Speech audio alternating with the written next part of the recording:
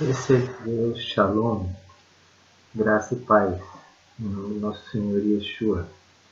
Quero falar aqui sobre o livro de Efésios, especialmente no capítulo 2, versículos 11, 12 e 19, que diz assim: Por isso, lembrem-se de seu estado anterior, vocês gentios por nascimento, chamados incircuncisão por aqueles que, apenas por meio da operação da carne, são chamados circuncisão.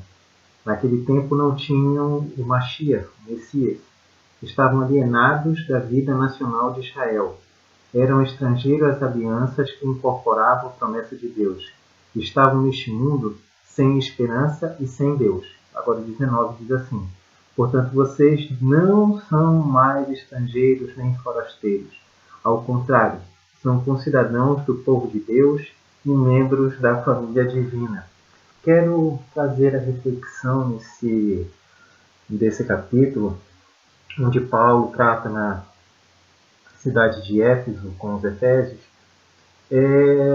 tratando justamente dessa junção que nós temos falado, né? De gentios, crentes em Yeshua, ou crentes em Jesus, e de judeus também crentes em Yeshua, como os emissários eram, como Paulo era, Pedro, Tiago, João, judeus crentes em Yeshua.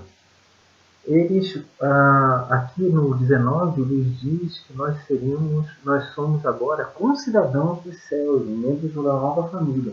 Na verdade, o princípio de Deus, desde a criação da humanidade, desde a queda da humanidade, melhor dizendo, até os dias de hoje, foi esse, de juntar a todos nós, gentios, crentes em Yeshua, tanto como judeus, crentes em Yeshua, numa família só.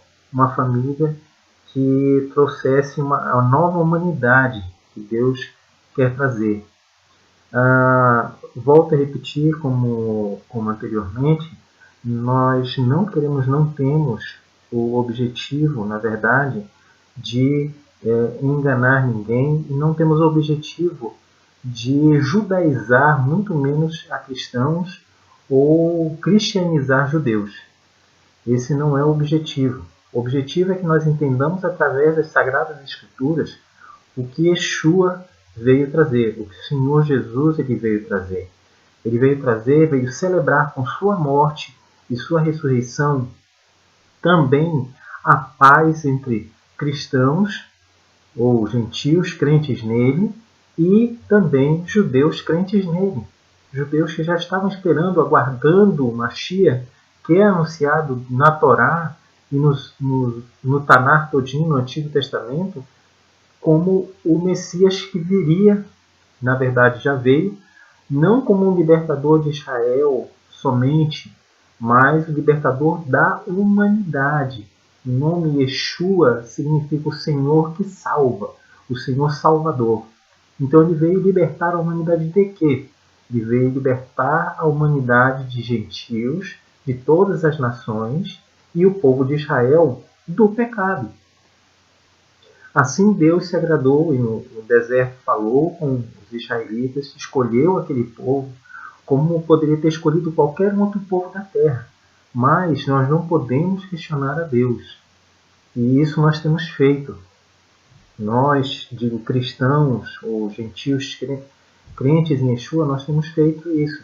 E Israel tem sido bastante discriminada, tem sido deixada de lado. É como falamos, não podemos fazer uma sopa de galinha sem galinha. Não podemos fazer uma sopa com o aroma do primeiro século. Né? Vimos que caímos, todos nós decaímos a partir do quarto século, ali, depois de Constantino. Mas por quê? Porque deixamos o elemento, deixamos de estudar com aqueles que têm os oráculos. Certo, o movimento de reforma ele foi um movimento muito importante, teve a sua época, começando com Lutero, e aí se propagando, passando por Calvino e muitos outros.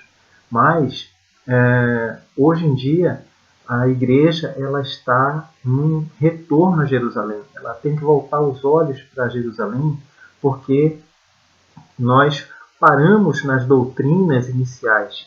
Essas doutrinas iniciais seria a salvação, seria o arrependimento, ressurreição dos mortos. Essas são doutrinas iniciais. Paulo nos fala disso, né, na Bíblia, através disso, através do leitinho. Né?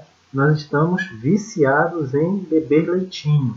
E ele quer nos dar um alimento mais sólido. Na verdade, ele estava falando ali com os judeus, quando ele se refere a esse alimento sólido. Mas isso vai ser perpassado através do próprio Paulo em Éfeso para nós, com essa declaração do Senhor, né, do Senhor Yeshua, que nós seríamos ali no versículo 29 já concidadãos dos céus, nós não estaríamos mais separados da nação de Israel, nós estaríamos juntos a eles. Então, se já havia esse pensamento, e é o que nós temos que nos dedicar, esse pensamento aos emissários, aos apóstolos no primeiro século, desde o primeiro século, isso deveria ser perpetuado.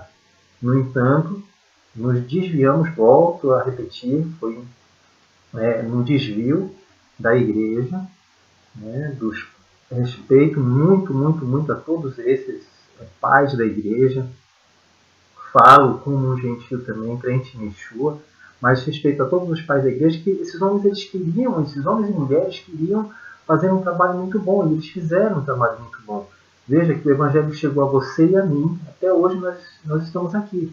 Mas é interessante que nós olhemos para as Escrituras e vejamos que a volta de Yeshua se aproxima e ele vem buscar um povo, mas um povo, o remanescente de Israel e o povo gentil, crente nele.